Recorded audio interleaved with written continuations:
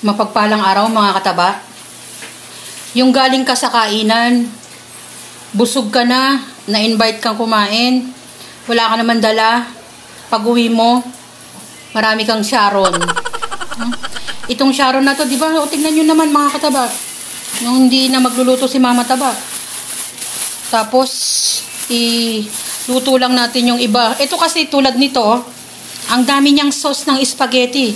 Meron kaming noodles. No, ilagay lang natin to sa freezer. Hindi to basta-basta masisira. Instant na yan. No, makikita nyo rin yan pag niluto ko yan. No, dagdagan lang natin ng konting ingredients. Pero tingin ko sapat na to kasi malasa yung sauce niya. Nakaseparate kasi yung sauce niya mga kataba. Tapos nire-ready. Ito yung mga plato, yan. Kasi isasalin natin.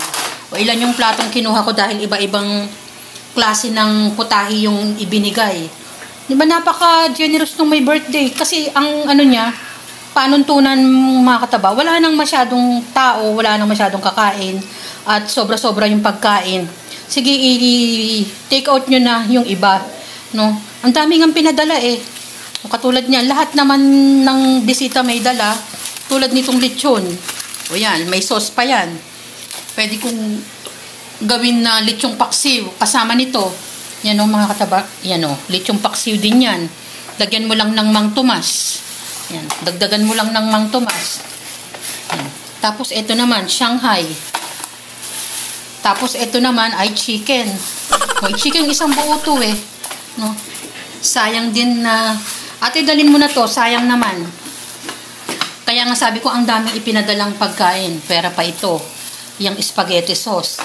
Isang kalderong kawa ng yung malaking kaldero ng kanin. Oh, ito pa kanin. Meron pang binibigay. Sabi ko, tama na kasi spaghetti. Meron din kasi kami nakasaing. Oh, tama naman yun. Instead na masira yung kanin, ipamigay na lang. Kasi ganun yung mga panuntunan natin mga Pilipino na ibalot nyo na yung mga ibabalot na pwede pa para mapakinabangan. Diba? Kaya nga yung Sharon, minsan nakakatuwang pakinggan yung Sharon, pero napaka-thankful natin dun sa salitang Sharon kasi yung mga pagkain na sobra, ibinibigay naman. O, biringhi. Meron tayong biringhi. Meron naman tayong, hindi lang ako nakapagdala ng ungot nito, meron to eh. Itong ating kutsinta. O, pati donut, pinadala na rin. Kadadala lang nga nitong donut eh. Tapos meron nga ding cake na nandoon. Pero ang dami talagang pagkain mga kataba. Pati yung kinikrave kong pansit.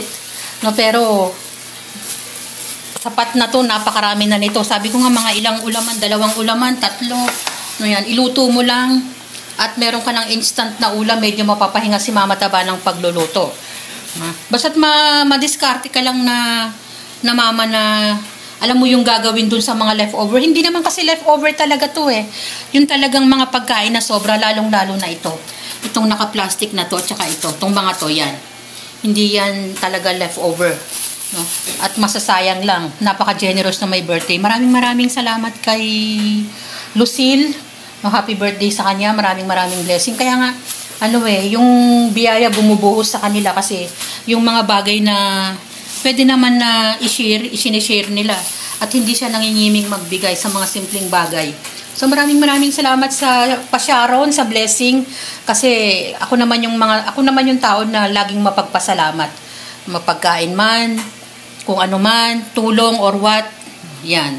Dapat tayo magpasalamat sa mga biyayang ating natatanggap. Maraming salamat sa pagkain at more years, more blessings kay Lucille. Kayo din, mag-ingat kayo sa pang-araw-araw niyong buhay at magpasalamat tayo lagi mga kataba. Mapamaliit man o malaki ang ating natatanggap. Bye mga kataba!